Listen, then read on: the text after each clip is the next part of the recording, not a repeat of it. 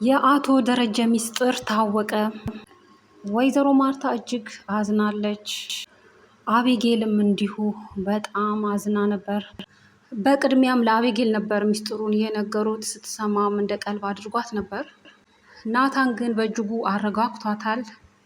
ተባብረው ተስማምተው እሷም ተረጋግታ ቤተሰቦቹን ትዳሩ መታደግ እንዳለባቸው ለዛ በእቅዷ መሰረት በውሸት ፍቃድ ጠየቀች። ወታ ከገዜ ባላንጣ ጋር ለመገናኘት ገዜ ግን ውሸቷን ነው ሲል አጋለጣት። ወይዘሮ ማርታ ግን ካለችበት ሙድ ለመውጣት ስትል ፈቅዳላታለች። አቶ ደረጀ እጅግ አጣብቂኝ ውስጥ ጭንቀት ውስጥ ገብቷል። ዳጣም እንዲሁ በጣም በጭንቀት ውስጥ ናት። ወይዘሮ ማርታንም አቶ ደረጀንም ጭምር እያጽናናቻቸው ነው። ወይዘሮ ማርታ ግን ዳጣን በማጽናናት ስጋትም እንዳይገባት ነገረቻት። ሰላም የተወደዳችሁ የተከበራችሁ የዚህ ቻናል ቤተሰቦች እንደምን አላችሁ? ሰላምታችን ይድረሳችሁ። በዛሬ ቪዲዮ በዳጣ ድራማ ነው የመጣ ነው። ቪዲዮውን እስከ ፍጻሜ እንድታዩት በአክብሮት ጋበዝን። ለቻናሉም አዲስ ከሆናችሁ ሰብስክራይብ ማድረግ እንዳትረሱ፣ ቪዲዮ ላይክ፣ ሼር በማድረግ እንድታበረታቱን ስልም በትህትና ጠየቅኩ። እጅግ ተወዳጅ አነቃቂ የሆነው የዳጣ ድራማ እነሆ ወሳኝ ፓርት ላይ ደርሷል። በዚህም ክፍል እንደተመለከትነው የዲኤንኤ ምርመራ ውጤት ቀኑ ደርሶ ለማምጣት ወይዘሮ ማርታና አቶ ደረጀ ሊሄዱ ተነስተዋል። ነገር ግን በቅድሚያ ያው ከባለፈው ክፍል ቀጥሎ እንደተመለከትነው በቅድሚያ አቤጌል ይህን ሚስጥር እንድትሰማ ሆኗል።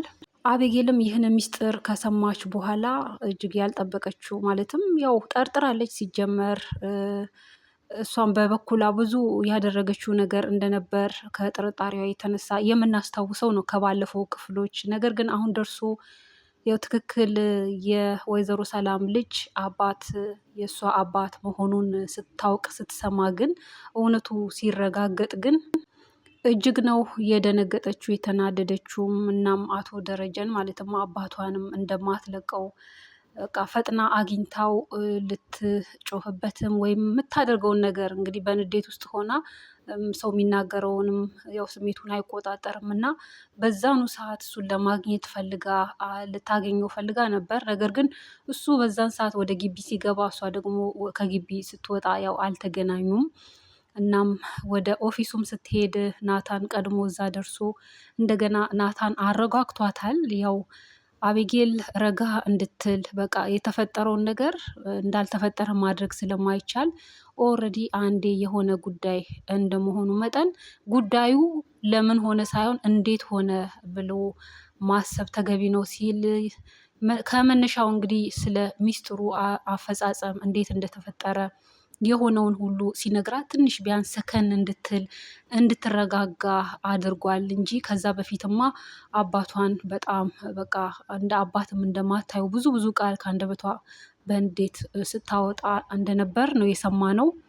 ከመረጋጋቷ በኋላ ግን ያው ለጉዳዩ ዋናው ተጠያቂ የሆነችው መንስኤ የሆነችውን ወይዘሮ ሰላምን አለቃትም ስትል እንደምትከሳት ሁሉ ዝታለች። ምክንያቱም እንደሰማችሁ ከሆነ ያው ወንጀለኛ የሚያደርጋት ወይዘሮ ሰላምን ነው።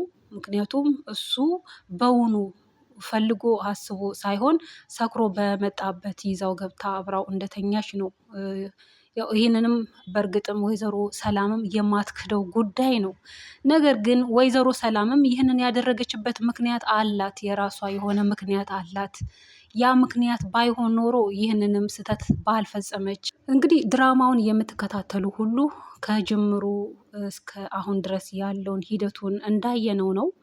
ያው በከሌም እንዲህ ነው ብሎ መፍረድ አይቻልም። በአቶ ደረጀም በእርግጥም ሲጀመር በአቶ ደረጀ ነው ስህተቱ። ቀድሞ እሱ በውኑ አይቷት ከጅሏት የዛሬውን አያርገውና ወይዘሮ ሰላም ልጃገረድ በሆነች ሰዓት መልኳ እጅግ ውብ ነው።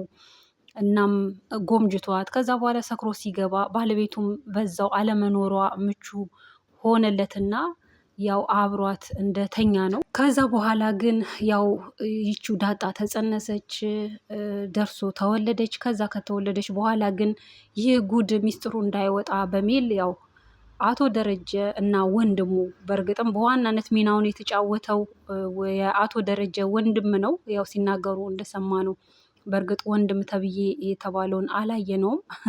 እናም እሱ እንደ ጣለው ነው ያው አቶ ደረጀ ሲናገር የነበረው። እሱ ቢጥለውም አቶ ደረጀ ባይፈቅድ ኖሮ ወንድም ተብዬውም ሊጥላት አውጥቶ ሕፃን የሚያህል ነገር አውጥቶ ሊጥል አይችልም። እናም ያ ከሆነ በኋላ ወላድ መቼም ከእንቅልፏ ስትነቃ የወለደቻት አራስ ልጇ ደም የሆነችው ልጇ አጠገቧ የለችም። ከዛም በኋላ እንግዲህ በዚህ ሁኔታ 20 ዓመታት ያህል ካሁን ልጄ ትመጣለች እያለች ስትጠብቅ እዛ ቤት እድሜዋን ሁሉ በሰራተኝነት እንደ አጋመሰችው የምናስታውሰው ነው። ከዛም በኋላ እሷን ለመርሳት ወይ ደግሞ እሷን ለመተካት በሚል ነው እንግዲህ ሁለተኛ ስህተት የተፈጸመው። ስለዚህ ለዚህ ስህተት ተጠያቂው ራሱ አቶ ደረጀም ነው። ራሷም ወይዘሮ ሰላምን ብትሆን ከጉዳዩ ወይ ከተጠያቂነት ነፃ አይደለችም፣ ከደሙ ነፃ አይደለችም። ሆኖም ግን ዳር ላይ ሆኖ መፍረድም በጣምም ከባድ ነው። እጅግ ውስብስብ የሆነ በጣም ከባድ የሆነ ሚስጥር ነው። ጉዳዩን በመጀመሪያ በውኑ አስቦ በስካር የፈጸመው አቶ ደረጀ ዘመኑን ሁሉ ሲጸጸት ነው የኖረው። በተለይ ደግሞ ዳጣ ከተገኘችበት ጊዜ ጀምሮ ወደሱ ፈልጋ መቼም በህይወት ኖራ አድጋ አፈላልጋ አባቴ ብላ ካገኘችው እና እዛ ከነሱ ጋር ከተቀላቀለች በኋላ ደግሞ ይበልጥ ጸጸቱ፣ ስጋቱ እየጨመረ ለትዳሩ ያለው ትልቅ ፍቅር፣ ክብር በቃ የትዳሩን እምነቱን እንደ በላ እንደ ካደ በቃ በትዳሩ ላይ እንደማገጠ ብዙ ነገሮች ወደ አይምሮ እየመጡ ህሊናውን በጣም እየወቀሱት የጸጸት ህይወት መኖር ከጀመረ ሰነባብቷል። ይህም ሁኔታው እንግዲህ ግራ ያጋባት ባለቤትም በጥንቃቄ ብትከታተለውም በጥንቃቄ እንዲነግራትም እንደምትረዳውም ሁሉ ብታደርግም እሱ ግን ሊናገር አልፈለገም። ምክንያቱም ጉዳዩ ቀላል አይደለም። እናም ብሎም ያ እንዳለ ሆኖ እንግዲህ በተጨማሪ ያላሰበው ድጋሚ ሁለተኛ ስህተት ሲሆን ደግሞ ይባስ እንግዲህ ይበልጥ አቶ ደረጀ ከራሱ የወጣ እንዲሆን አድርጎታል። ሚስጥሩን ደብቆ እስከ መጨረሻ እንዲቆይ ቢያደርግም የማይሆን ጉዳይ ሆኗል። ምክንያቱም አንድ ሚስጥር በአንድ ሰው ብቻ ውስጥ ካለ ለሌላ ሰው ካልተነፈሰው በቃ ሚስጥር የሚባለው ያ ነው።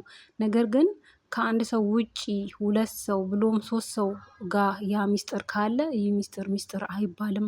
በተለይ ደግሞ ሁለተኛ ወይዘሮ ሰላም ጸንሳ እዛ ቤት አርጉዛ ስትታይ በአካባቢ ሁሉ መነጋገሪያ እንደነበር የምናስታውሰው ነው። ይህም እጅግ ያስጨነቃት ወይዘሮ ማርታም ለማወቅ በተደጋጋሚ ወይዘሮ ሰላምን እየሄደች ብትጠይቅም ልትናገር አልፈለገችም። ነገር ግን በአሳ ጎርጓሪዋ መድኃኒት በኩል ይህ ሚስጥር ከወጣ ጊዜ ጀምሮ እንግዲህ ብሎ እዚህ ደረጃ ደርሷል። ወይዘሮ ማርታም ከዛ በኋላ በተጨማሪ በራሷ መንገድ ለማጣራት ብላ የዲኤንኤ ናሙና ተሰጥቷል። እንግዲህ እስከዚህ ደረጃም አቶ ደረጀ ወይዘሮ ማርታ ሊያስቆማት አልፈለገም። ምክንያቱም እንዳታስቆምኝ ብለዋለች። ሲቀጥል ደግሞ ቢያስቆማትም በምን አይነት ነገር ነው የሚያስቆማት? እውነቱንስ አሁንስ ወይ እንዳይወጣ ቢያደርግ እስከ መቼስ ነው የሚያራዝመው? በቃ የሆነው ይሁን ሲል እውነቱን በጸጋ ለመቀበል ራሱን አዘጋጅቷል። ነገር ግን የቤተሰቡ የልጆቹ ሁኔታ እጅግ አሳስቦታል። ወይዘሮ ማርታም በበኩሏ ምግብ ከበላች ከቀመሰች ሰነባብታለች። በክፍሏ ለብቻዋን በመሆን እየቆዘመች በጣምም እያለቀሰች ትገኛለች። እሷም እንዲሁ በእርግጥም የልጆቿ ሁኔታ ያሳስባታል። ይህ እውነት ደርሶ ሊወጣ እንግዲህ በቀጣይ ክፍል ያው ሁሉ ነገር ፍርጥርጡ ወጥቶ የሚሆነውን ነገር የወይዘሮ ማርታ ሪያክሽንን ጭምር በቀጣይ ክፍል የምናይ ቢሆንም የዛን ሰዓት እንግዲህ ምን እንደምታደርግ ከወዲሁ አሁን ላይ ሆና እያሰበች ሊሆን ይችላል ሀሳቧን። ማለትም ይህ ሚስጥር እውነት ከሆነ ምንድን ነው ማደርገው ወደሚለው ወደ ራሷ ተመልሳ የማሰቢያ ጊዜ ነው ለወይዘሮ ማርታ የሚሆናት። እንግዲህ ከዚህ ቀደምም በዚሁ በድራማ ላይ ለራሳቸውም ትምህርት እንዲሆን ለኦዲየንሱም ጭምር ትምህርት እንዲሆን በውሃ ጓደኛ በምጥን ወላጆች እናትና አባቷ ተጣልተው በነበረ ሰዓት ምጥን እንዴት ትንከራተት እንደነበር ትምህርቷን መከታተል እስኪያቅታት ድረስ የሆነው ሁሉ እንግዲህ እነሱ እያስተዋሉ ነግበኔ እያሉ እኛም እኮ ብንለያይ እንዲህ ነው ልጆቻችን የሚሆኑት እያሉ ሲያስተውሉ እንደነበር የምናስታውሰው ነው። ታዲያ ዛሬ ደርሶ በእነሱም ህይወት እንዲህ አይነት ነገር ሲፈጠር ከምንም በላይ ልጆቻቸውን ማሰብና ትዳራቸውን ማስቀጠል በይቅርታ ህይወትን ማስቀጠል እንዳለባቸው ነው የምንገምተው እንጂ። ውድ ቤተሰቦች ቪዲዮን እስካሁን ስላያችሁት አመሰግናለሁ። በቀጣይ በሌላ እስከምንገናኝ ደህና ሁኑልን። ሀሳብ አስተያየታችሁን በኮሜንት አስቀምጡ ስል ተሰናበትኩ።